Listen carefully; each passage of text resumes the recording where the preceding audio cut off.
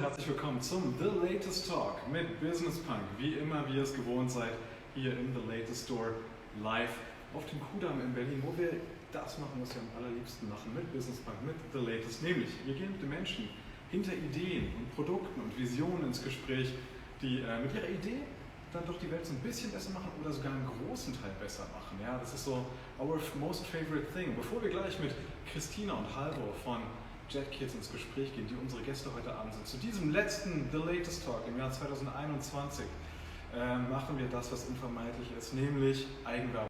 Kommt die neue Ausgabe vom Business Punk an den Kiosk, und wenn ihr darauf steht, worauf wir stehen und was ich gerade anmoderiert habe, nämlich Menschen von morgen, die die Welt der Wirtschaft oder die Gesellschaft prägen werden, dann sind da 100 neue Leute zum Entdecken drin. Ihr dürftet die meisten nicht kennen, und das ist der Reiz daran. In den letzten Jahren lagen wir erstaunlich oft richtig damit, was die Unternehmerinnen und Unternehmer und Visionäre der Zukunft sind.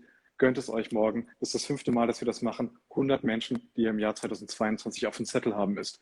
So, and there we have you. Christina and Halvor, great to have you from JetKids. Hi.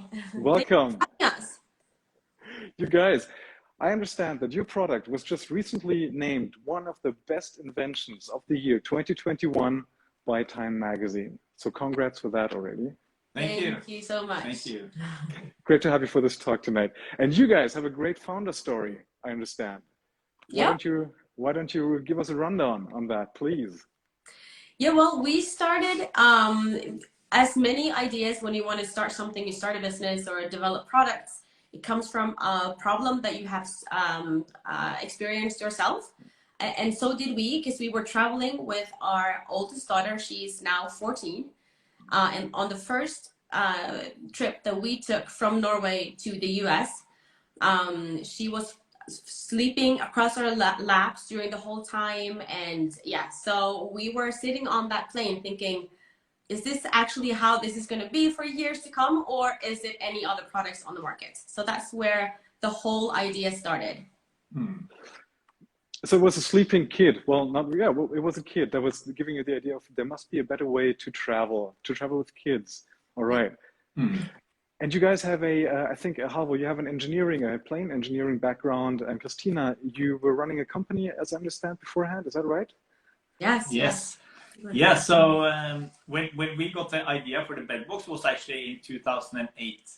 And you are correct, I was not a product developer then. I was actually working in aviation. So I was originally an aircraft engineer. So, but I started as a pilot in 2005. So in 2008, when we got the idea for the bedbox and we had our own daughter, I was a pilot. And so yeah, I have a completely different background than product design. But you know, I think it's this is, you know, in many cases it's pretty common. You know, you just end up in an idea, you have to go down that path and keep working on it. So it was a really fun story. You know, we wanted to make a solution for ourselves, but so it was originally, you know, just a simple idea as, you know, putting a suitcase in front of a seat and some blankets and pillows on top of it. And that was initially it was just a joke. I said to Christina, you know, let's make a product. And but 7 years later, we launched the bedbox. So that's how you actually went about and designed the product. You were just piling stuff on top of one another and like using everything that you had around you. Okay. Well, and that was the initial idea, was to design something to extend the seat, to make this little environment or a bed on the plane. But you said, with my experience as well, after we thought about this, we wanted to know more, since we are both, we hadn't worked within, not within the retail and not within product design, nothing. We were just parents who loved to travel. And when this idea was born, we really wanted to know more. So I started a rental company in Norway, where I rented out products for families who were traveling with their kids. And our products were on all the big airports in Norway. And it was actually those customers who tested the first prototypes of the bedbox and everything. And I used them as a test group to give honest feedbacks from their trips. So, and being a parent yourself, it's so important when you want to, if you want to add another product, you don't want to add just another thing to bring. you want to include it in something else. So that's why we wanted to include this bed feature in a ride-on suitcase that also works as a hand luggage. Yeah.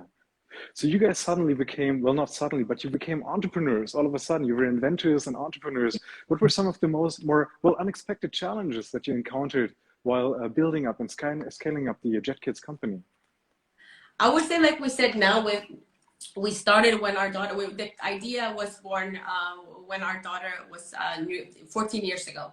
And I think time, how much time that goes into this, and obviously money. Those two things are, we were setting up a budget. I remember in the early years, we're thinking, oh, okay, so how much money are we going to spend on marketing? And that amount was very, very tiny, but we didn't know. Yeah. So it's time and money, I would say. Yeah.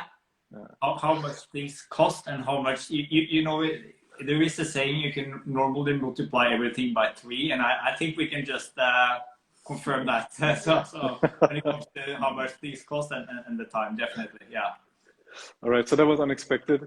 All right, but now you're part of Stokke, who are like giants in the space of, kid products and child-friendly products. How did this go about, this partnership? I mean, Stokke for us, as a Norwegian brand ourselves, we have used the Stokke products ourselves when we were young. So it's a normal furniture in our house, the trip trap and everything. And in the early beginning, when we launched product, we went to the Kinn Fair, and we had so many retailers come because we won the innovation award. So we were unexpectedly, we have so many retailers wanting to stock our product, but we talked about this in the beginning, saying, okay, so if we have someone coming, what are we going to say? As a startup, it's very hard to say no, because you just want to jump into things and think, okay, you know, it's hard to turn offers down. But in the beginning, we said it's really important that we are we decide who we want to be in contact with and who we want to retail our products. And we tend to pick retailers who already listed Stokke products.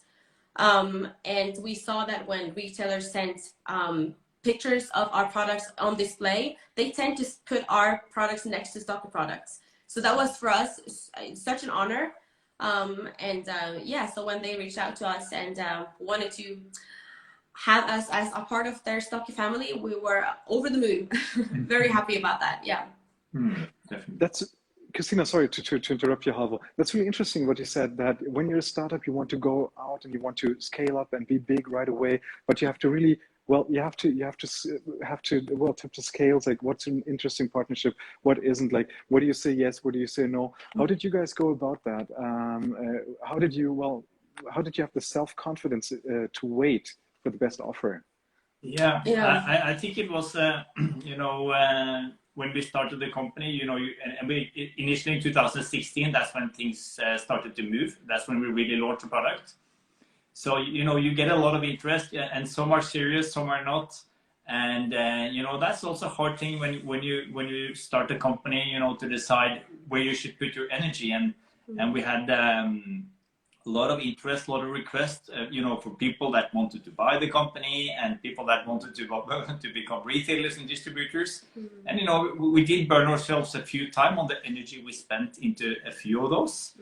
But, it's a part of the learning. You just have to have some experiences on doing that. But of course, when Stokke reached out and wanted to take contact, it was a little bit more obvious that it's a serious company. They are fellow Norwegians as well, just over on the other side of the mountain. So yeah. And I think also as a startup, I think it's super important that you are aware of your own value. I mean, if we don't look at ourselves as a high-end company, no one else will. And also the price. We were entering a market where similar products is priced maybe half the price or 1/3 the price that we are listing the product for. So I think it's very important that we say, okay, if we want to list the product, we want to sell this product at this amount, we stand by it because it's worth it, and we are using really nice materials, high quality. And then it's also important that you are seen in other brands that things alike, things the same as you. All right, makes sense. Thanks for the great takeaways and also for saying that everything is triple the cost that you originally thought. All right, guys, this won an award again. Great. Congrats to you, Best Invention. What do you have in store for the future? We are launching a new product now in February, which is going to be really exciting. So it's been a busy autumn for JetKids. It's currently under production. So, and we already won a high-ranking Red Dot Best of the Best award on this one. So it's really promising. So that's basically, you know, as in a startup, when you do a product launch, that's you know, takes up the capacity of the whole team. You want to do it correctly, and so Q1 you will see a new product in JetKids. Cool. So this was already chock full with advice for young founders, actually, like if you really listen between the lines.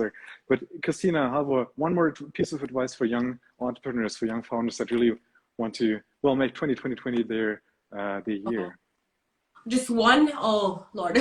No. It's hard to, it's really hard to put it into one I think if we can have like, just to sum up from my experience, first of all, as a startup, just choose your teammates wisely.